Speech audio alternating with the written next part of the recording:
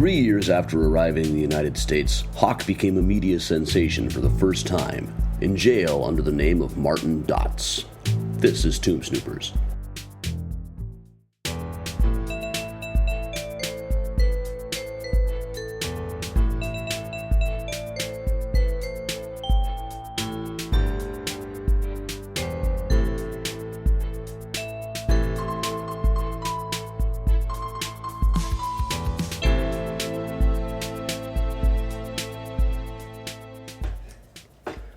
All right, Patty, how you doing? I'm doing okay. It's a world, right? It's a world. It's the world that we live in. It was the world they lived in back then, too. They were dealing with the Spanish-American War stuff back then. Oh, wow. And already by, the turn of the 20th century, there's already people saying William Randolph Hearst caused that whole war. He only had, 2 newspapers at the time. And certainly they put in some sensationalistic articles urging the U.S. to go to war in the Spanish-American War, but how much traction they actually got based on 2 papers is probably a stretch. You mean that people sensationalize certain events in order to get people to buy things, and it's like clicking on something? Yeah, I would never accuse anybody of that could never actually happen. Nobody would fall for that. No, nobody would get wrapped into things like that. I don't know what you're talking about. Certainly nobody would get catfished by a dating profile. Oh my God! Don't even get me started on these things. Yeah, in the case of Johann Hoch, these matrimonial ads seem to work so well. Yeah, what is that? Yeah, you just put an ad in the paper saying, I've got $7,000 and I want to marry somebody, and you'd get a lot of takers. They didn't even ask what your zodiac sign was. Which would be the first thing they ask now, I think, based on my experience on these sites. That's all anybody wants to talk about. And on these sites, is there a sign that is more popular than others or more desired than others? I don't know. Okay, I'm just curious. I really don't know.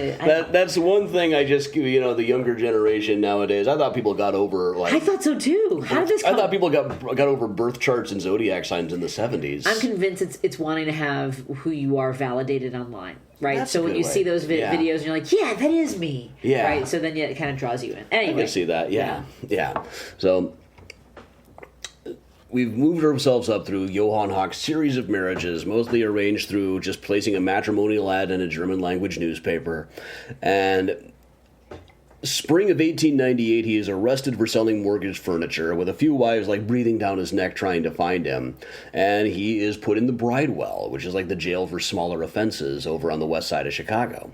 And he ended up being there for 2 years. He got a 1-year sentence, but when he was released, they arrested him again as soon as he stepped out on some kind of a similar charge. Hold on, I just need to back up for a second so we're clear. So he was renting furniture and was trying to just trying to sell it without paying it off. Yeah. Okay. So, and they tracked him down because someone recognized the furniture? Frederick Magerstad, the guy who was in charge, who was renting him the furniture over and over again. He would rent out an apartment, fill it with all this elaborate furniture, then meet somebody through a matrimonial ad and say, see how rich I am? Look at how nice my furniture is. All right. And that was apparently enough. I mean, people should try that in dating profiles. You post pictures of yourself. Take a picture of your furniture. Or go to a furniture store. Yeah, just go to a furniture store and say that that's yours. And that apparently was about enough for him to marry several different people over the course of a few years. So this gets us in time to he gets put in jail, and according to several accounts, there's differing accounts because they didn't really make the papers till a couple of months later, but he pretended to be insane when they put him in jail. And at the time he was operating under 2 different names. Most of the time in the press they called him Martin Dots. D-O-T-Z. This is a new one. This is a new one. I can't find any record of him actually using that name for any marriages. I've looked. I haven't found any. But they said he was alternating between that name and Frederick William Dessing or Dessa or Dess. And that one we have a number of those. And immediately they found stories about him marrying Lizzie Schmidt and going back to Martha Herfeld or Hersfeld or however that one was pronounced. It's spelled any number of different ways. And found about Maximiliana Spurl was found right away. Eventually they traced him back to Julia Steinbrecher, the woman he married and killed in Chicago. And they noted at the time that there were some people who thought that death was suspicious. But this was actually making the papers around August, September of 1898 after he'd been in jail a few months. And the story was that when they brought him in, he was claiming that he was trained as a priest in Switzerland. Oh boy! And wow. But then had left the priesthood to become a wine dealer. And then somehow ended up in the States. At the time, he was claiming that he first came to the States when he was about 15 in the 1870s. He would never say that again. After this, he would always claim that he'd never been here before 1895, which is probably correct. But he was like putting soap in his mouth to make his mouth foam, so he could say that he was like a raving lunatic. And even the jailers all thought that he was dying of consumption or something, tuberculosis, and barking orders at imaginary soldiers, saying that he was, probably pretending he thought he was Napoleon.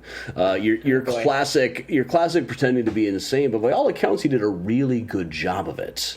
All to get out of doing any work while he was at the Bridewell. Eventually, they put him to work like making brooms or something like that. But he was in there answering to either of the names, acting like he was insane, being considered, the newspapers called him one of the greatest actors there was.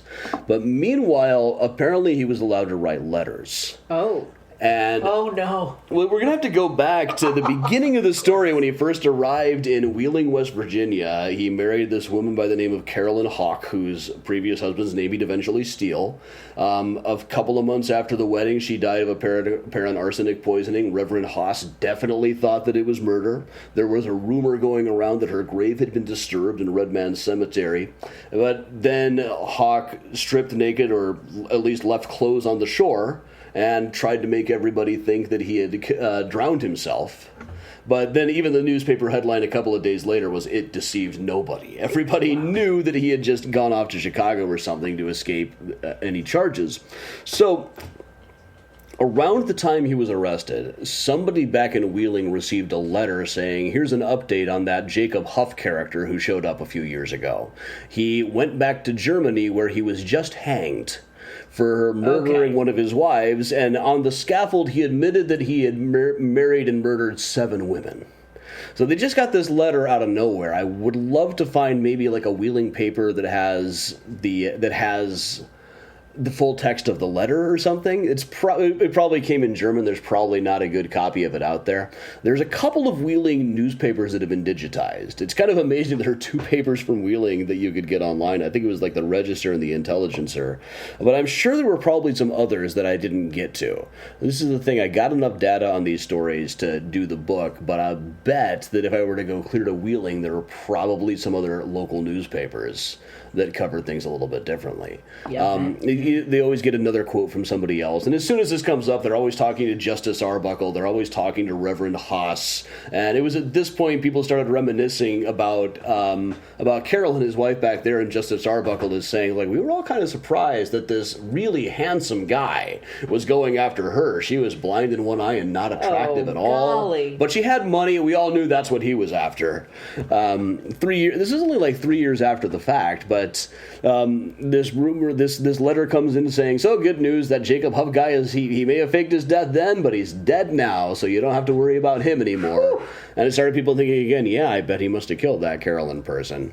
But meanwhile, that summer, somehow these stories that there was a bigamist in jail in the Bridewell in Chicago under the name of Fred Dessinger Martin Dots started making the papers.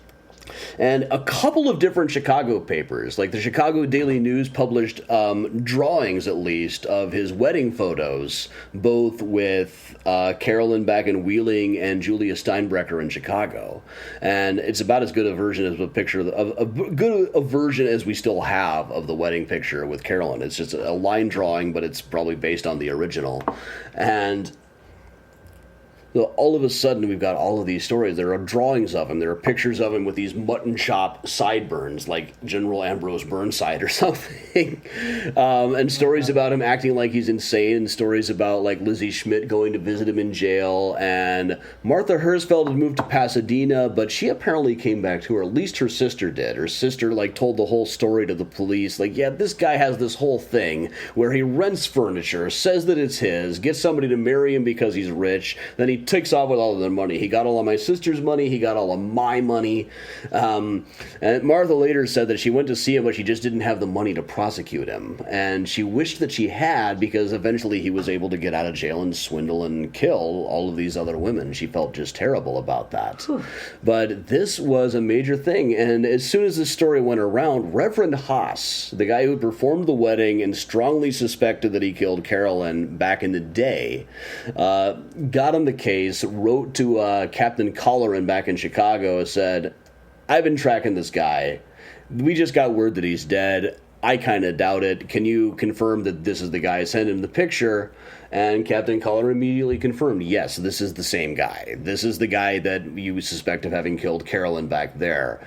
And so then the story is, okay, now he is still alive. If this was a murder, which we think now it obviously was, right, we could prosecute him. So there had been talk back in 3 years before, in 1895, of having her body exhumed to check for arsenic. And Reverend Haas had tried to get somebody to check for poisoning right when she died before the undertaker showed up, but nobody would get behind it fast enough. So now things have changed. Now it looks like there might be a murder case back in Wheeling, West Virginia. So wheels go in motion. People who were connected to the case started going to judges and justices of the peace and getting permission to have the body exhumed from Red Men Cemetery. And they got permission. It was delayed for a couple of days because of the weather, like it was raining or something. But finally, the body was exhumed in the presence of Reverend Haas and the presence of several other people.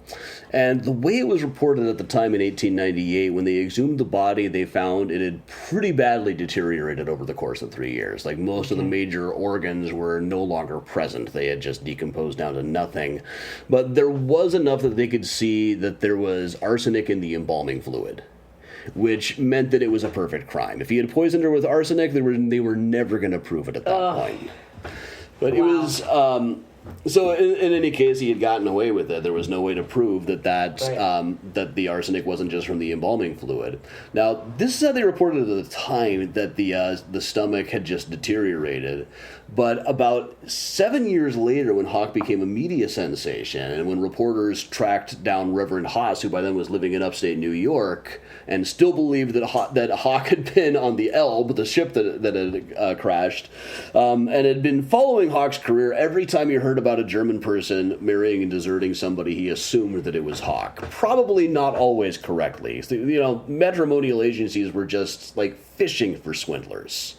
And it was just a easy preying ground for them. Lots of other people were running the same thing. They caught a couple of people that ended up, that's the guy who married this person we attributed to Hoch. But that would be later on. But when they talked to him in 1895, they talked to the Reverend, he said that when the body was exhumed, the stomach had been stolen. Now, this might be that there had been rumors that the body had been disturbed back in the day.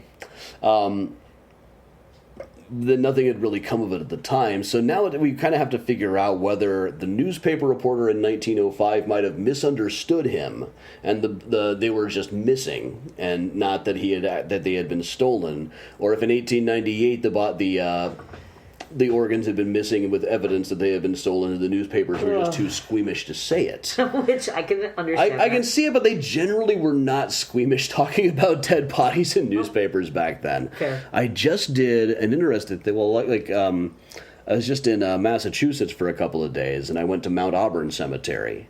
But I had been there about a month ago when it was so blazing hot that I forgot what state I was in, trying to wander around. We did Find a Grave Friday looking for Edwin Booth's grave, the actor. Really? And we found it, but I was hauling around an enormous suitcase. It was blazing hot. I was sweating. I could barely think of who I was or where I was.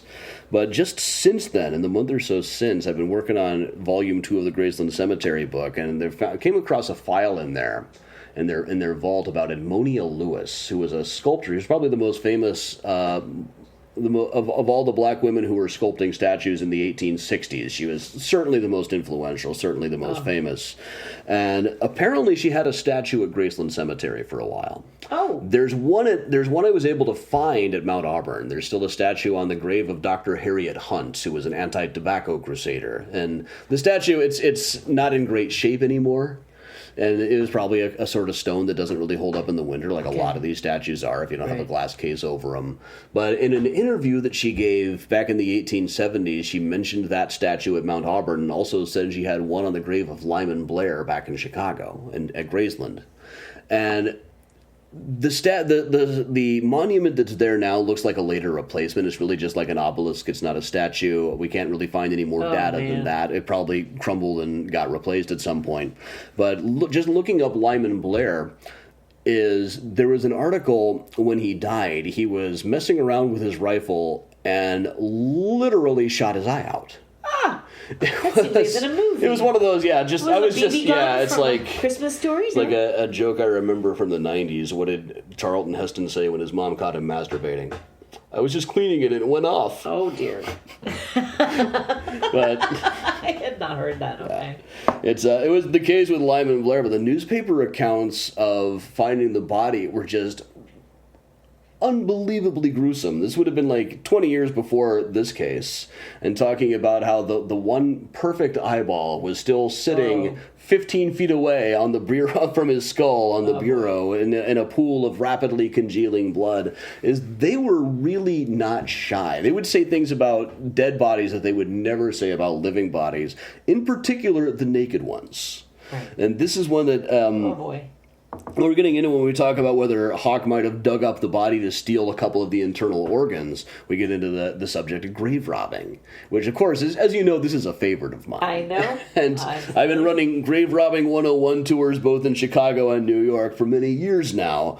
It just strikes me as such an absurd thing to do, to dig up a dead body, that it became a fasciinating topic. There's so many stories about this. That's a fascinating topic. But I mean, we know the big story. I mean, the attempt at Abraham Lincoln. Oh, yeah. Well, there have been others, obviously, of famous people. There are quite a lot, quite a lot back then, especially back then. When did it stop? Really, it tapers off around the turn of the 20th century. Wasn't there something in the 1970s? There was Elizabeth Taylor's husband was grave robbed out in the suburbs of Chicago. Charlie Chaplin, too. I was going to say Chaplin. That was the one I remember in the 70s. Yeah, but by that time, what we're talking about is people who were like stealing bodies and holding them for ransom. Right. In the 1800s and the 1700s, usually when I ask people now, why would anybody rob a grave? The first thing anybody says is to steal jewelry. And really, people were very rarely buried with anything valuable even back then, just because people were so paranoid about grave robbing at the time. Okay. But the real number one reason people were getting robbed was for cadavers for medical schools. I remember you saying that before. And I that's in both Chicago and New York. The tours are very different in Chicago and New York, but the tips and tricks for how to rob a grave remained about the same. But after people started being embalmed more frequently in the late 19th century, and after medical school started being supplied with more bodies, like the bodies that were bound for the potter's field would go to the medical schools first. After that, it tapers off somewhat. And I do wonder how many people are now offering their bodies up to now people donate their bodies to science as well. Like my great uncle always said, that's the only way I'm getting into college. And so he put in the letter we sent to his friends after he passed, remember, he's just away at college. Amazing.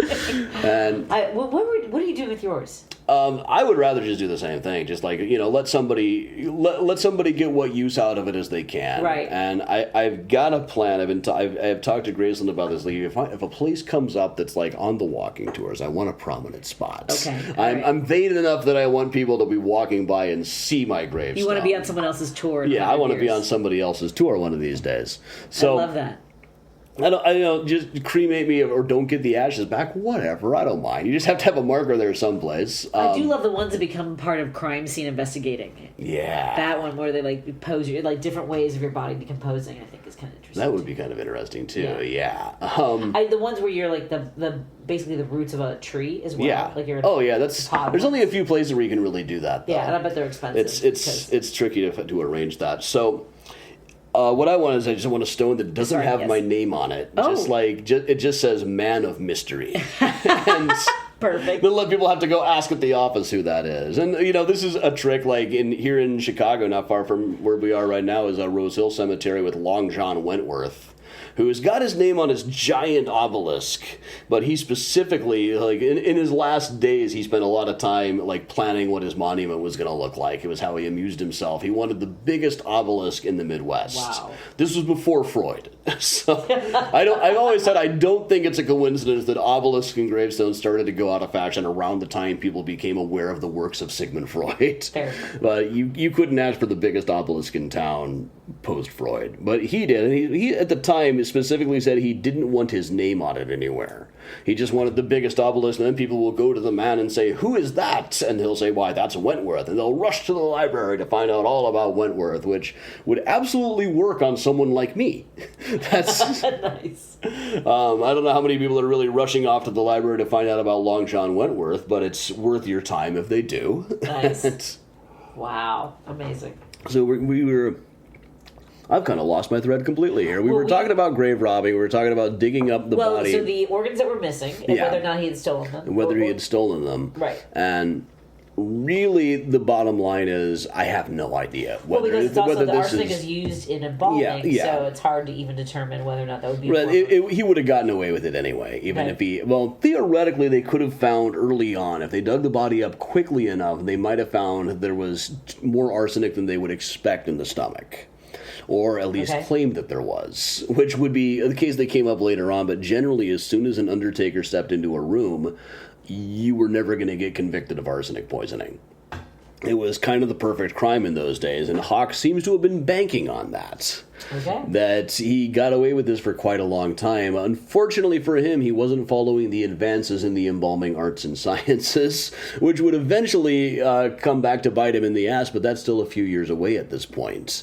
So at this point, still, 1898 through... He spent a 2-year term in the Bridewell. For a while, he acts like he's insane. This is still for the mortgaged This is still really for the mortgaged furniture, but he's making the news as this massive bigamist. And there's talk about having him extradited back to Wheeling as soon as he's let out of jail. But then they exhumed the body and found that there was no way to get a conviction. So he was rearrested a second he stepped out after his first term and sent back for another approximately a year or so. So a 2-year stint, he was a minor celebrity, written up in newspapers all over with portraits of him with the mutton chop sideburns and everything, tracing him back. Nobody mentioned... this is when they started talking about Carolyn Schneider, who turned out to be Amanda Dickhuth, as far as I can tell. Nobody's mentioning Maggie Kell, or whatever, however you pronounce her last name. But they found Lizzie Schmidt, they found Maximiliana Spurl, they talked to Martha Hersfeld's sister, they didn't connect into Barbara back in San Francisco at all. Nobody brought that one up, or nobody remembered that news story and connected it, not even Reverend Haas, apparently.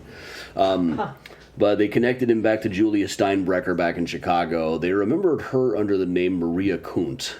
Okay. I think. And I haven't figured out if that was her maiden name or what, because finding more data about her background proved to be a frustrating experience. But that's one of the fun things about this is there's still stuff out there to find. I mean, there's all these accounts of the exhumation in Wheeling. There's all these accounts of what he was like in Wheeling, but I bet there's more of them out there. I bet there's stuff in, like, West Virginia lawsuits that I haven't looked up. I'm sure there's stuff in the probate files in Cincinnati that I wasn't able to look up. So I was able to get a pretty complete picture of this stuff. Anything like a whole trip to Cincinnati to get legal archive stuff would have been to get a tiny bit of data that wouldn't really have changed the story any. But it's still, at that point, you're just being a completist. But there's still stuff out there to look up, and that's why I was, like, back in Boston just this week, still looking up H.H. Holmes stuff 10 years after my book on that guy came out. Incidentally, I think we might have to do an H.H. Holmes season at some point. It's been kind of a rash this past week. All of a sudden, I'm getting a lot more emails about H.H. Holmes stuff. He seems to come up a lot in different conversations. Yeah. I've been noticing it more lately. I don't know why, but it was like there was a comedian who accidentally ordered a sandwich to the wrong hotel and just like posted on social media, "Hey, if you want a sandwich, it's at the front desk of this hotel." And somebody on my timeline like quote blue-skied it and said, this is like something H.H. Holmes would pose. Right. And of course, Holmes did not really have a hotel. I have to really repeat that a lot. Holmes is going to come up in this story, too. When the story first broke in Chicago, one of the biggest angles was a lot of people said that he was Hawk's old janitor or assistant or something back in the Murder Castle days. And this would occupy a lot of ink in the newspapers. Yeah, it's partly because the newspapers like to play connect the dots with criminals in those days. All right, so this takes us through the turn of the 20th century. Oh, we are now into 1900. His next known marriage would be about 1901, and we will have to get to that next week. But did he rent his furniture? But did he rent the furniture? and Magerstad would show back up, and Magerstad, when he went to the police, said, I rented him all this furniture in 1892 and 1894.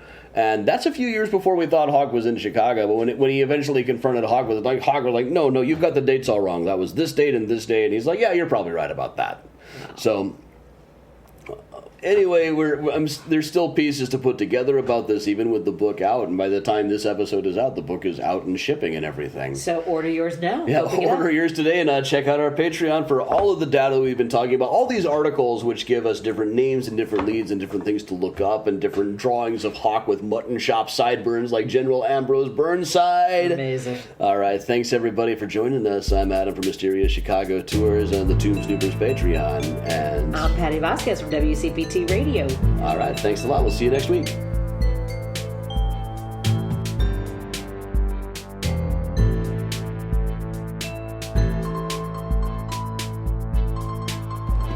As always, there's lots more data, including all the stuff we've talked about today, over at patreon.com/tombsnoopers, plus early access and a whole lot more.